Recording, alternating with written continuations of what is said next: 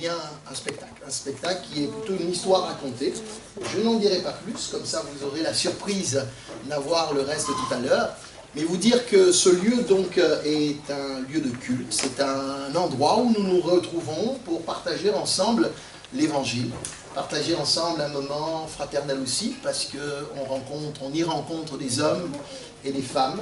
L'Église est une famille, et en fait l'Église c'est la famille des familles, puisqu'il y a des familles dans l'Église, différentes familles, différentes compositions familiales, et nous menons ce projet avec l'aide aussi d'une autre association, qui n'est pas une église, mais qui est plutôt ce qu'on appelle nous une diaconie, donc un service de l'église mis à la disposition de la société. Et ce service de l'église est, je dirais, le cadre légal, c'est celui d'une association culturelle cette fois-là, et cette association culturelle s'appelle l'association familiale protestante Famille en Action.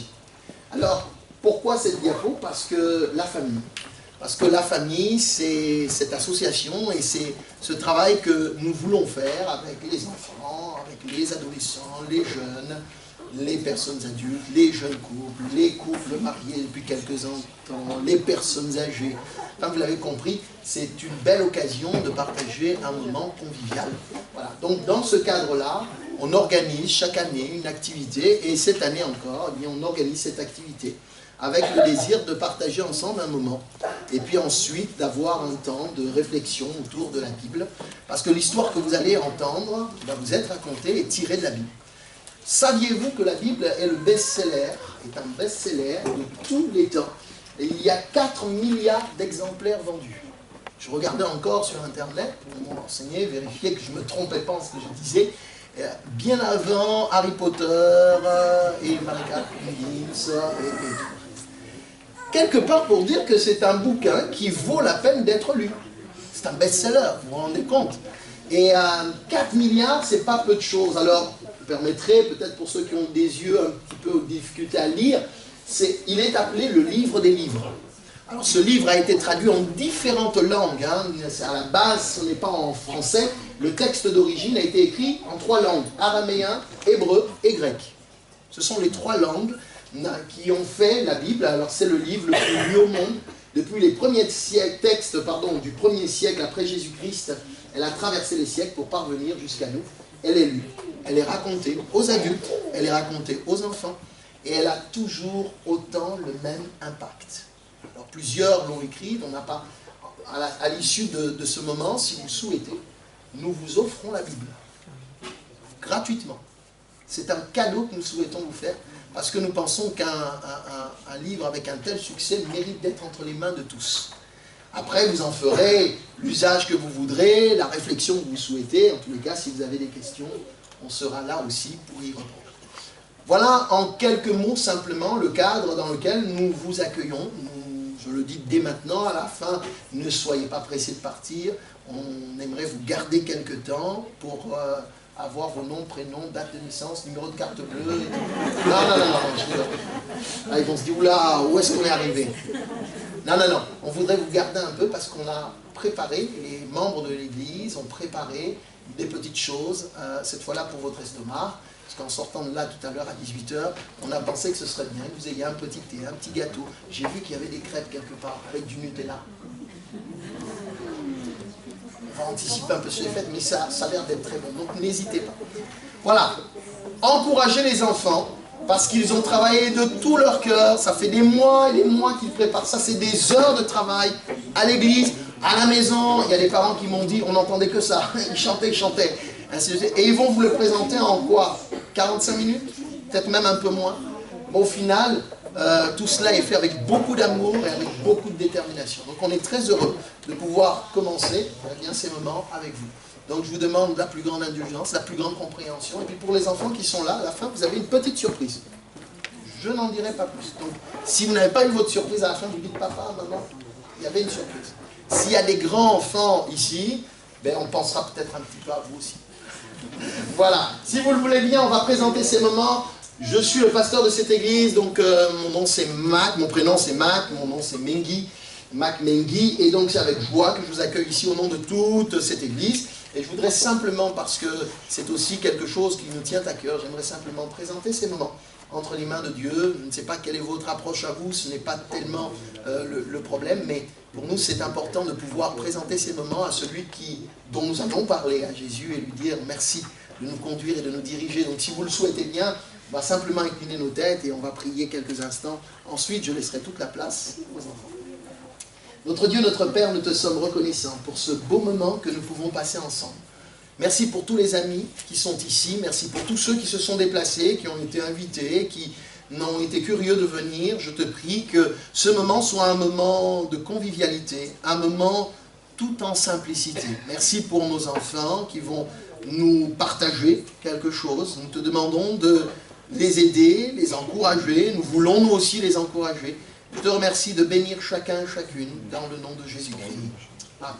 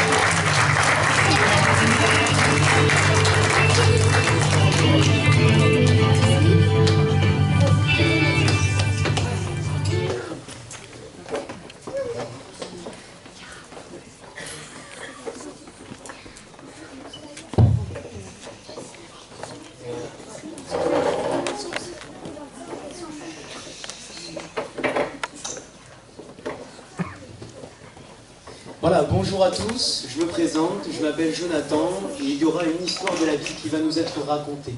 C'est une histoire qui peut nous parler, qui peut nous toucher et qui peut nous faire du bien dans nos cœurs. Alors, je vais inviter Lucie qui va nous raconter cette histoire. Elle a lu dans sa Bible, elle a été touchée. Et j'aimerais l'inviter à me rejoindre sur l'estrade, si tu veux bien. Bonjour Lucie. Bonjour Jonathan. Comment vas-tu? Ça va et toi? Ça va, tout va bien. Alors apparemment, tu vas nous raconter une histoire de la Bible. Oui, tout à fait. C'est une belle histoire à l'occasion des fêtes de Noël. Je l'ai lue et puis je l'ai entendue de nouveau au groupe d'instruction biblique de l'église. C'est l'histoire... Stop. N'en dis pas plus. Je veux l'écouter en même temps que tout le monde. Oui, c'est vrai, tu as raison. Je te dis merci et à plus tard, Lucie. À plus tard, À merci bientôt. Jonathan. À plus tard.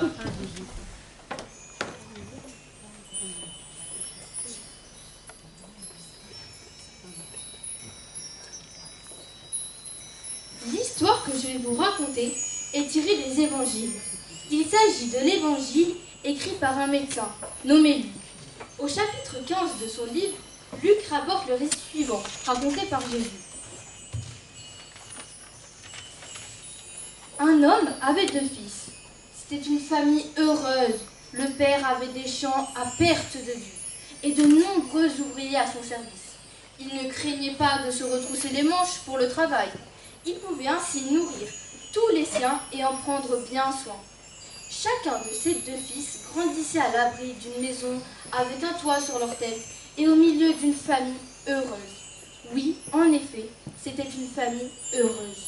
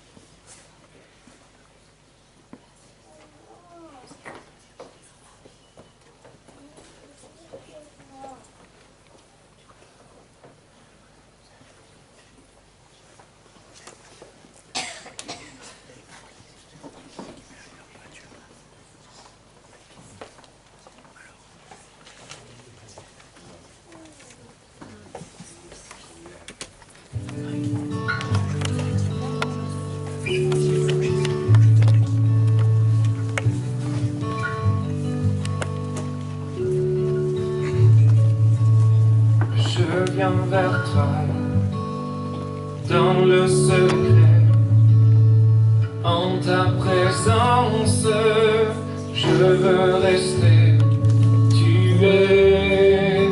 Tu seras toujours là. Tout contre toi, près de ton cœur, je peux entendre ta voix, Seigneur. Tu seras toujours là. Ébloui devant toi, éternel.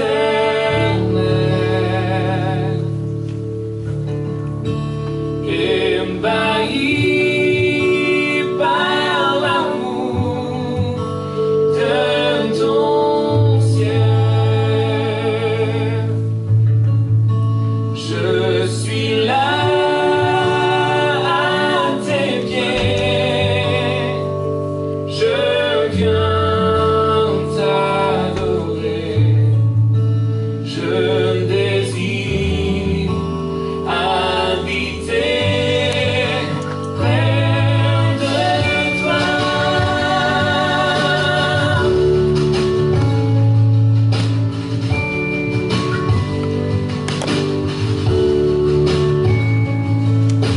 Je vois ton bras, je sens ta main, tu me protèges, tu me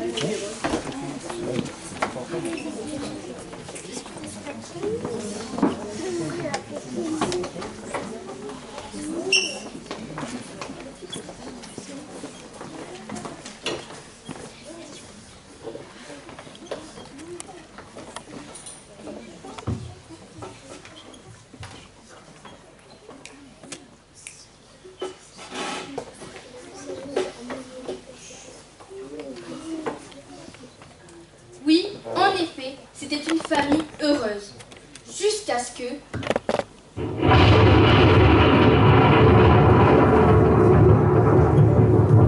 Poussé par l'envie et un désir de liberté, envahi par le goût pour l'aventure et la découverte, le plus jeune des fils vint trouver son père et lui dit « Mon père, donne-moi mon héritage, s'il te plaît. »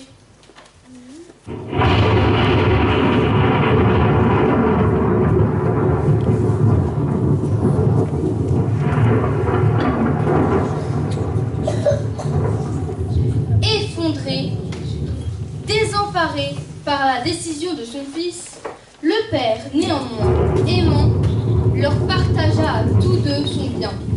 Chacun reçoit une précieuse part dont il faudra bien prendre soin. Libre, survolté, agité, transporté, amusé. Mais que faire de tout ça? Magnifique, merveilleux, aspirant, inspirant, liberté. Oui, c'est ça la liberté. La totale liberté.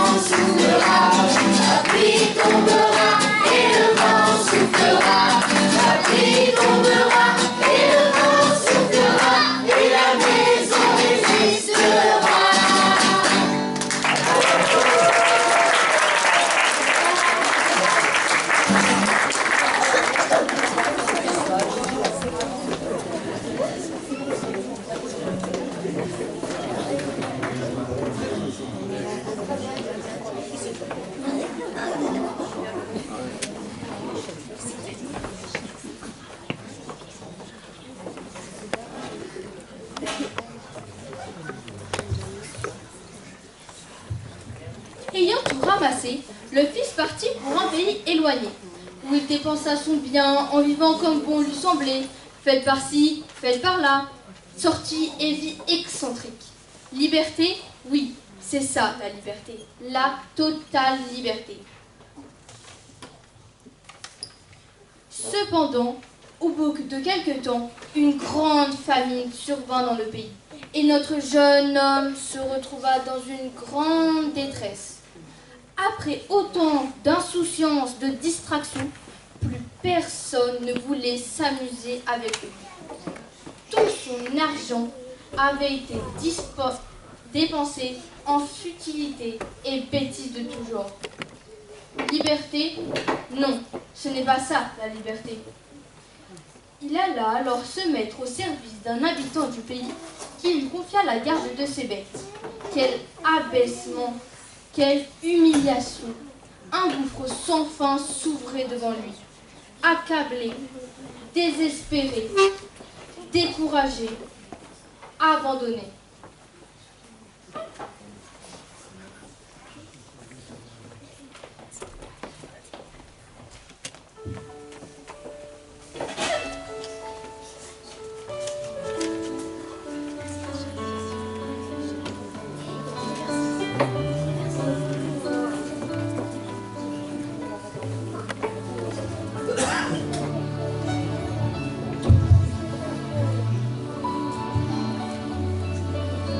Tu sais quand je marche et quand je me couche, et tu pénètres toutes mes voies.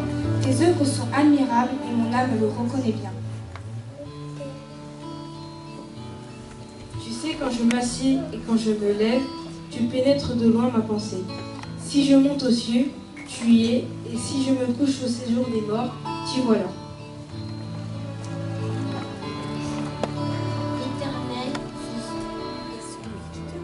L'Éternel est celui qui te garde. L'Éternel est ton ombre à ta main droite. Pendant le jour, le soleil ne te frappera point, ni la lune pendant la nuit. Une science aussi merveilleuse est au-dessus de ma portée. Elle est trop élevée pour que je puisse la saisir. Tes pensées, ô Dieu, me sont impénétrables, que le nombre en est grand. Que le nombre en est grand. Si je les compte, elles sont plus nombreuses que les grains de sable. Éternel, tu me sondes et tu me connais. Tu m'entoures par derrière et par devant, et tu mets ta main sur moi. Où irai-je, loin de ton esprit? Où fuirai-je, loin de ta face? Car la parole n'est pas sur ma langue, que déjà, ô Éternel, tu la connais entièrement. Je te loue de ce que je suis une créature si merveilleuse. Je m'éveille et je suis avec toi. La nuit est comme le jour, et les ténèbres comme la lumière. C'est toi qui as formé mes reins, qui m'as tissé dans le ventre de ma mère.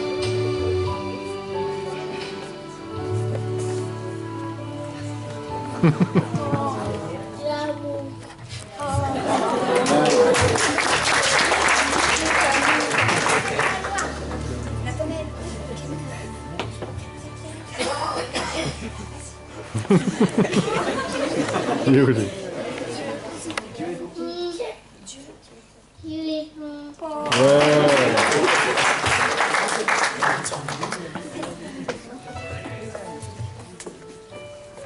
Dieu est fidèle.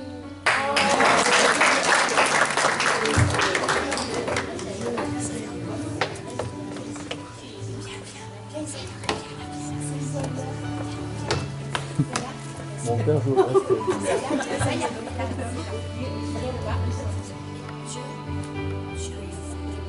Dieu est fort et puissant.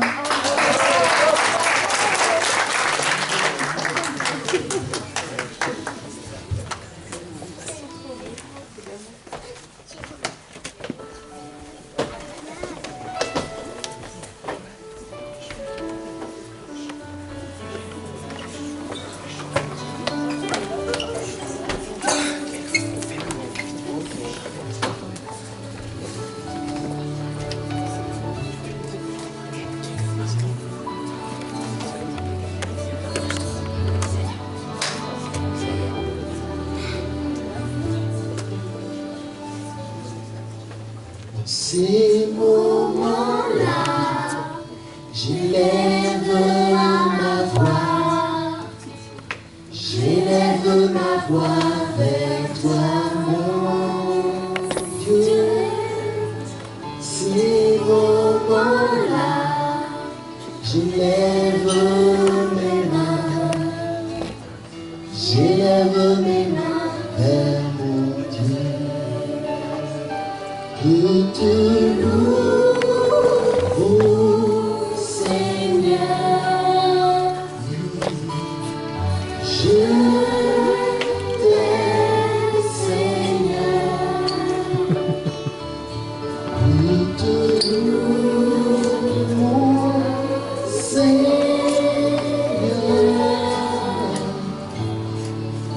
je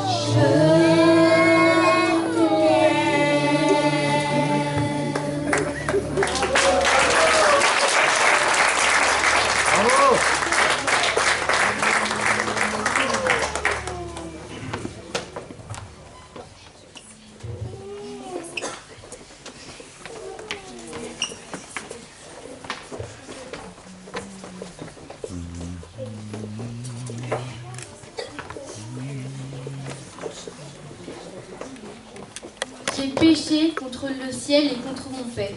C'est par ces paroles-là que notre jeune ami prit conscience de son éloignement. Oui, quelque chose venait de se passer dans son fort intérieur. Une douce lueur d'espoir envahissait alors son cœur. Il se sentit soudain revivre. Oui, c'était ça.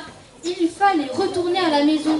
À quoi bon s'entêter, s'enfoncer, se perdre? Il était temps de reconnaître son état, de crier à Dieu pour pouvoir s'en sortir. Il était temps. Prenant son courage à deux mains, sans plus tarder, notre ami reprend le chemin de la maison. Et pendant qu'il avance, plein d'appréhension, il réalise cependant que quelque chose d'important va se passer dans sa vie.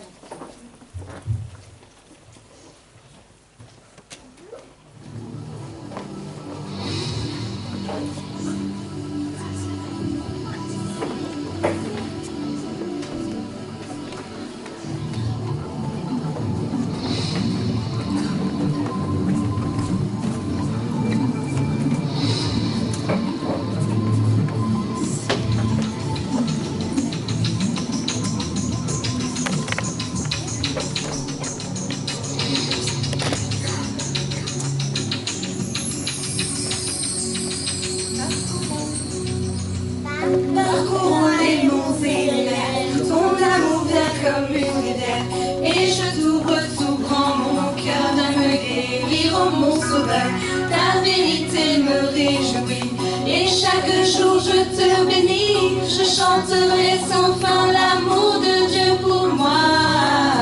Parcourons les monts et les mers, ton amour vient comme une rivière, et je t'ouvre tout grand, mon cœur vient me guérir, oh mon sauveur, ta vérité me réjouit, et chaque jour je te bénis, je chanterai sans fin l'amour de Dieu pour moi. Je chanterai ton amour pour toujours, je chanterai ton amour pour toujours, je chanterai ton amour pour toujours, je chanterai ton amour pour toujours.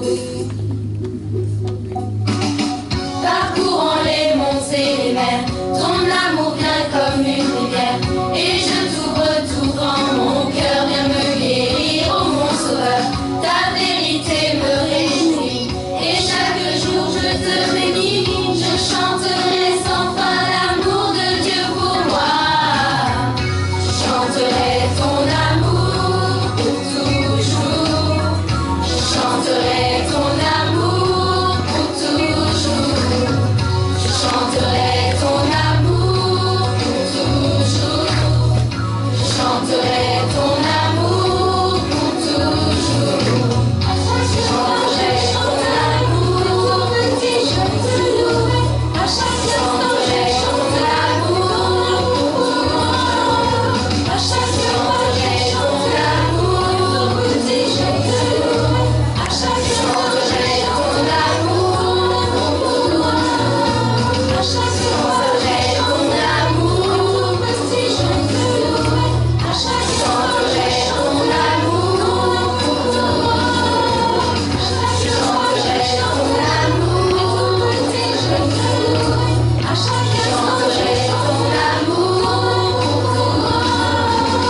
Parcourons les monts et les mers, ton amour vient comme une rivière, et je t'ouvre tout grand, mon cœur vient me guérir, oh mon sauveur, ta vérité me réjouit, et chaque jour je te bénis, je chanterai sans fin l'amour de Dieu pour moi.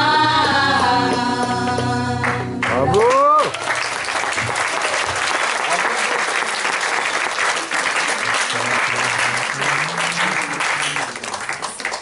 On va encore une fois les applaudir.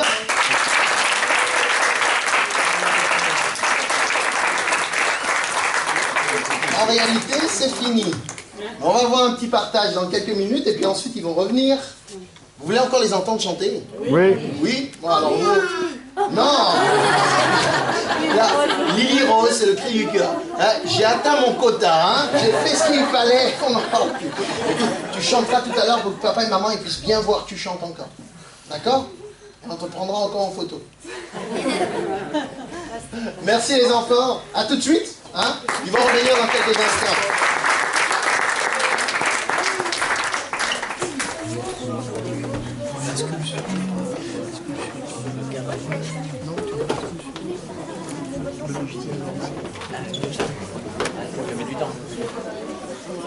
Voilà, donc simplement un petit partage par rapport à tout ce que vous avez entendu. Lucie nous a raconté une histoire. Cette histoire, vous l'avez entendue, est tirée de la Bible, et notamment d'un évangile qui est l'évangile de Luc. Et pour la petite histoire, effectivement, Luc était médecin de profession. C'était son travail, et quand il est dit médecin, ce n'est pas une image, ce n'est pas une allégorie, c'est la réalité. C'était son travail. Et voici que cet esprit scientifique, qui est empreint de cartésianisme, de réflexion, va être touché, lui, par un message parlant d'un homme qui aurait vécu en Galilée, qui aurait parcouru la terre d'Israël et qui aurait annoncé un message qui aurait bouleversé des milliers et des milliers de personnes. Alors Luc va entreprendre d'écrire au sujet de ce personnage qui, en hébreu, s'appelle Yeshua, en français, Jésus. Et voilà qu'il va faire des recherches. Et si vous lisez l'évangile de Luc, notamment dans le début du livre, il adresse ce livre à un certain Théophile pour pouvoir lui raconter, lui expliquer ce qu'était la vie de Jésus. Et là, il va lui expliquer un certain nombre de choses. Et on arrive dans une des parties de ce texte où il rapporte un récit, une histoire que Jésus avait racontée. Et cette histoire, c'est celle que vous avez entendue, qui a été animée par des chants, tantôt ponctuée par les déclamations et par toute cette mise en scène qui a été apprêtée pour pouvoir vous permettre de vous rapprocher le plus possible du texte. Mais quand nous avons lu ensemble et quand Lucie nous a raconté l'histoire, elle nous a dit que bien, ce jeune homme a entrepris de retourner à la maison. Il prend le chemin, il est plein d'appréhension parce qu'il va devoir retrouver la maison de son père. Dans quel état va-t-il le trouver? Qu'est-ce qu'on va lui dire? Peut-être va-t-il avoir un droit à des remontrances, à un doigt pointé, à une accusation, enfin tout cela, il le sait. Mais en même temps, Lucie a terminé en nous disant qu'il sentait que quelque chose s'était passé dans son cœur. Il était temps. Et ce que je voudrais partager avec vous tourne simplement autour de cette fin. Parce que qu'est-ce qui se passe après? Il s'en va. L'histoire s'arrête-t-elle là? Oui, il nous est dit qu'il est parti, mais comment les choses se sont-elles déroulées? Alors, on va vous afficher la suite. Quelques versets, pour que vous voyez comment l'histoire se termine. Alors, on aime bien tous parfois ces histoires, ils vécurent heureux et eurent beaucoup d'enfants. Dans ce texte, et dans la suite des versets, quand on lit dans l'évangile de Luc au chapitre 15, et qu'on voit ce jeune homme qui décide de retourner à la maison, il nous est dit à partir du verset 22, on va dire un peu plus haut, à partir du verset 20, il se leva et alla vers son père, c'est ce que Lucie a lu tout à l'heure, comme il était encore loin, pendant qu'il revient, son père le vit et fut ému de compassion. Il courut se jeter à son cou et l'embrassa. Le fils lui dit, « Mon père, j'ai péché contre le ciel et contre toi. Je ne suis plus digne d'être appelé ton fils. » Mais le père dit à ses serviteurs, « Apportez vite la plus belle robe et revêtez-le. Mettez-lui un anneau au doigt et des souliers aux pieds. Amenez le veau gras et tuez-le. Mangeons et réjouissons-nous, car mon fils que voici était mort et il est revenu à la vie. Il était perdu et il est retrouvé. » Et ils commencèrent à se réjouir. Et la fin du chapitre, le verset 32, rapporte ceci. « Il fallait bien s'égayer et se réjouir parce que ton frère que voici était mort et qu'il est revenu à la vie, parce qu'il était perdu et qu'il est retrouvé. » Voici comment l'histoire se termine. Comme ça, vous l'aurez eu tout entièrement. L'initiative qu'a eu ce jeune homme de retourner chez lui à la maison a en réalité ouvert une porte large et spacieuse vers un bonheur extraordinaire. Mais rappelez-vous ce que nous avons entendu au départ. C'est une histoire. Jésus raconte une histoire. La question que je me suis posée, c'est pourquoi Jésus raconte-t-il cette histoire? Qui est Jésus en réalité? Ah, les livres d'histoire parlent de Jésus. Il est rapporté que c'était un Galiléen, né bien sur la terre d'Israël, mais comment son message peut-il avoir autant d'impact? Au point que l'an 0 de notre ère est marqué par la naissance de Jésus-Christ. Vous connaissez tous cette expression, avant, après, JC. Le J et le C, c'est Jésus-Christ. Comment se fait-il que cet homme qui a vécu au début de notre ère, de notre siècle, du siècle l'an 0, comment se fait-il que jusqu'à ce jour, eh bien, il marque autant les vies? Comment se fait-il que le livre, qui en partie rapporte son histoire, la Bible, soit reconnu comme un best-seller? Comment se fait-il que des millions et des millions d'hommes et de femmes ont décidé un jour, sans s'être consultés, d'ouvrir leur cœur à la bonté divine et de dire « Je veux recevoir Jésus dans ma vie comme mon sauveur ». Ce sont des expressions qui sont employées, recevoir Jésus dans sa vie, qu'est-ce à dire? En fait, pourquoi Jésus raconte-t-il cette histoire? En fait, quand on lit le début des versets de l'évangile de Luc, du chapitre 15, on découvre que Jésus est en train de parler à ceux qui l'entourent. Parce qu'une question a commencé à ressurgir. Comment se fait-il que Jésus passe du temps avec des gens de mauvaise vie?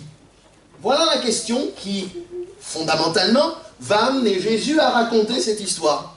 En fait, comment se fait-il que Jésus, considéré comme un homme bon, avec une bonne morale, qui avait des paroles encourageantes, comment se fait-il qu'il traîne avec des gens de mauvaise vie? Des personnes dont la vie est moralement répréhensible, des personnes qui sont rejetées de leur société. Et oui, en réalité, Jésus a passé beaucoup de temps avec tous ceux qui étaient au bord du chemin de la vie. Tous ceux qui étaient laissés pour compte, tous ceux qu'on ne regarde pas, tous ceux que l'on méprise. Eh bien, Jésus a passé beaucoup de temps avec eux. Pour répondre à la question, il racontera donc l'histoire de ce fils qui était perdu. Voulant donc faire une image, un rapprochement, et de dire que tous ceux vers lesquels il allait, en réalité, ressemblaient à ce fils qui était perdu. La première chose que j'aimerais vraiment laisser sur votre cœur, c'est que nous avons de la joie à vous accueillir. Parce que Jésus a accueilli tous ceux qui sont venus à lui. Et je crois qu'il n'y a rien de plus humain que d'être capable d'accueillir l'autre tel qu'il est. Si nous nous mettons à rejeter quelqu'un parce qu'il ne nous plaît pas, parce qu'il ne convient pas, parce que son aspect ou sa façon de parler ne convient pas, c'est quand même une forme de jugement. Le but n'est pas du tout celui-là. Ce lieu est un lieu d'accueil. Et nous accueillons tous ceux qui viennent tels qu'ils sont. Nous n'avons absolument pas la prétention de changer qui que ce soit. Mais l'accueil, la main tendue, c'est la moindre des choses qu'il faille faire. Maintenant, ce que Jésus a voulu mettre en évidence, c'est qu'il y a quelque part cette figure paternelle du parent qui a été rejetée, vous l'avez vu, par l'un des deux garçons, l'un des deux fils. Il s'est dit, bon, peu m'importe, je préfère aller vivre ma vie et faire ce qui me semble bon. Et cette figure dont Jésus fait allusion ici dans ce récit, en mettant en évidence un père, certes une famille, cette figure paternelle, cette figure d'autorité est renvoyée plus loin à la figure d'un Dieu tellement discret qu'il ne s'impose à personne, mais qui voudrait tellement nous accorder, comme pour ce jeune homme, la part qui nous revient. Et c'est ce que ce récit rapporte finalement. C'est un conflit, c'est une difficulté à se comprendre, comme parfois ça arrive dans la vie. Il y a des cassures parfois dans des relations, des cassures dans des familles, des cassures dans des amitiés, des cassures malheureusement, c'est arrivé dans des couples. Et on se dit, mais qu'est-ce à dire? L'amour ne pourrait-il pas survivre après toutes les difficultés, après tous les problèmes traversés? Heureusement qu'il y en a encore qui, envers et contre tout, continuent de garder et de tenir le chemin. Mais le récit que nous entendons et que nous avons entendu ici nous parle de la difficulté d'avoir un cœur à cœur avec Dieu. La difficulté de construire une relation avec lui. Pourquoi? Parce que tout renvoie à notre propre liberté. à notre désir de liberté plus précisément, à notre besoin de liberté plus précisément, à notre soif d'être libre et de n'avoir aucune chaîne, aucune attache, rien qui nous retienne, rien qui nous oblige. Ceci dit, nous sommes toujours esclaves de quelque chose ou de quelqu'un, d'une manière ou d'une autre. Un philosophe célèbre a dit ceci: il y a dans le cœur de l'homme un vide en forme de Dieu. Un vide en forme de Dieu. Alors on essaye de remplir ce vide, tant bien que mal, sans savoir que ce vide c'est Dieu. Alors on le remplit, on va y mettre tout ce qu'on peut. Nos relations, nos amis, notre famille, notre argent, nos biens. Et on remplit. Et on se dit, ça y est, ma vie elle est comblée. Mon carquois est plein de toutes ces flèches qui me rassurent et me réconfortent. Et puis un jour, il suffit que l'un de ces aspects vienne à manquer, que quelque chose vienne à disparaître. Et là, il y a comme un effondrement, quelque chose qui se casse en nous. Et dans le récit que nous avons entendu, on voit qu'il est tellement difficile de construire cette relation avec Dieu parce que notre idée, c'est qu'il va nous emprisonner, c'est qu'il va nous enfermer, il va nous empêcher de vivre. Un petit peu comme ce jeune homme, il se dit, mais c'est bon, j'ai une totale liberté, je vais m'amuser et je vais vivre ma vie. Vous noterez que le Père ne l'a pas retenu. Pas plus que Dieu ne retient qui que ce soit. Je le dis et je le redirai encore, Dieu est un parfait gentleman. Il ne forcera jamais la porte. Il n'obligera jamais personne à croire en lui, à marcher avec lui, à lui obéir. Non. Parce qu'il respecte notre libre arbitre, tout simplement.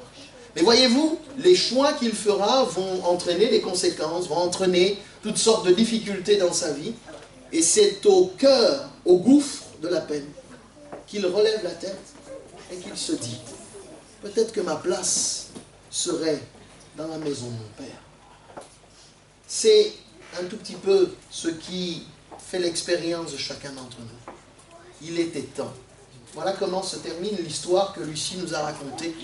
Il était temps. Je crois qu'il faut avoir la force parfois de faire marche arrière et de revenir sur ses pas. Un petit peu parfois comme si on passe rapidement. On a capté une image, on n'a pas réussi à la mémoriser. Alors il faut parfois faire un petit peu marche arrière et regarder plus attentivement, fixer les choses pour se rendre compte de tous les détails. Vous savez, quand on regarde une peinture, pour nous ça peut paraître tellement affreux, grotesque. Pour ceux qui connaissent bien, ils vous diront qu'il y a des détails de couleurs, de formes qui apparaissent. Bien voyez-vous, la couleur de l'amour de Dieu mérite qu'on prenne du temps, qu'on s'y arrête et qu'on considère chacune des facettes de cet amour qu'il souhaite manifester envers chacun d'entre nous. Je termine vraiment en nous encourageant à réfléchir à toutes ces choses que l'on partage. Le Père, dans l'histoire que Jésus raconte, vous l'avez compris, nous parle d'un Dieu qui nous aime, qui nous laisse la totale liberté de faire les choix que nous voulons et de marcher sur le chemin que nous souhaitons. Mais il y a une chose qui est certaine, c'est que la porte, elle est toujours ouverte.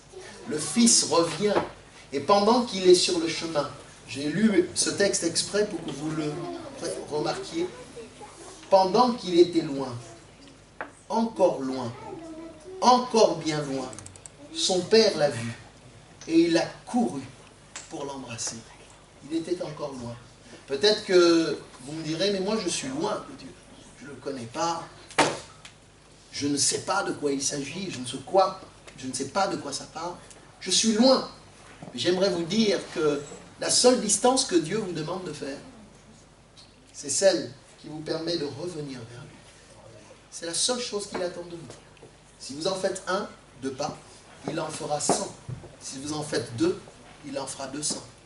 La seule chose qu'il nous demande, c'est d'avoir un cœur disposé à construire une relation avec lui. Et à ce moment-là, il fait le reste du pas. Et comme pour ce fils qui est accueilli, qui est pris en main, qui est encouragé, il retrouve le cadre familial qui va lui permettre de grandir. Et le Père termine en disant, ce fils était perdu, mais je l'ai retrouvé. Il était mort, pas humainement parlant, pas physiquement parlant, mais les sentiments de son cœur avaient été mis à mal. Il était mort et il est revenu à la vie. Je crois que c'est finalement là le cœur du message de l'évangile. Le mot évangile veut dire bonne nouvelle, tout simplement. Ce n'est pas une mauvaise nouvelle. Et si en vous disant tout cela, à la fin, et que vous me diriez, oh là, on a déprimé, je n'aurais pas atteint le but voulu. Le but pour moi, c'est de vous dire, Dieu vous aime. Et il veut, comme Jésus l'a raconté ici, il veut vous accueillir. La balle est dans votre camp, le choix vous importe. Pour nous, en tous les cas, nous voulions partager avec vous ce récit. Les enfants l'ont fait, et je vais les inviter à revenir. Mais on veut vraiment vous dire de la part de Dieu, soyez abondamment bénis. Amen. En Jésus-Christ. Les enfants, alors quel chant vous voudriez refaire?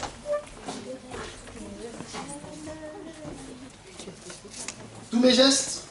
Ah oui, ils m'ont dit tous mes gestes. Alors laissez-leur le temps de se préparer, c'est des stars. Hein? Sous vos applaudissements, s'il vous plaît.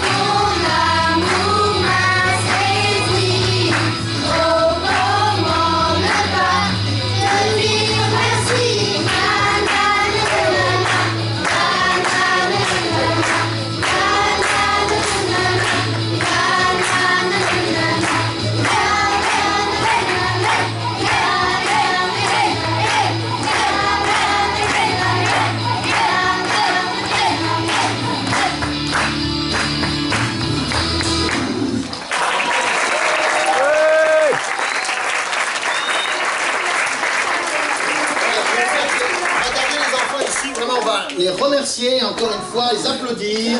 Merci les enfants.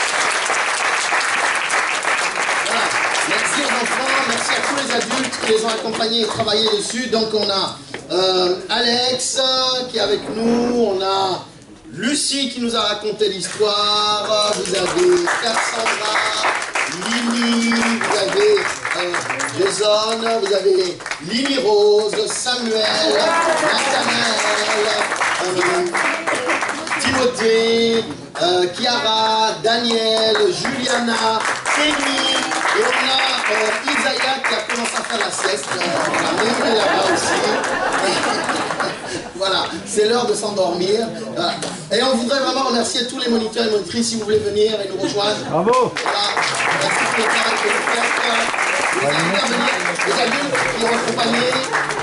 Voilà, on a Grace, on a Nathalie, Fifi, Aurélie, Benjamin, Jessie, Adrien, on a Odile, Bravo. on a Mathieu, il est là Mathieu, qui est avec nous, Marjorie qui aurait voulu être là aussi, mais Marjorie entre-temps a accouché. Donc elle pense bien à vous aussi. Et puis on a celle qui a orchestré un petit peu tout ça et porté, c'est Kelly. Bravo. Merci. Voilà, merci à toutes et à tous pour votre présence et merci encore une fois aux enfants pour ce beau travail. Merci beaucoup. Voilà, ne soyez pas pressés, comme on l'a dit tout à l'heure, on va réouvrir un petit peu toutes nos portes et tout. Et mettons à disposition vraiment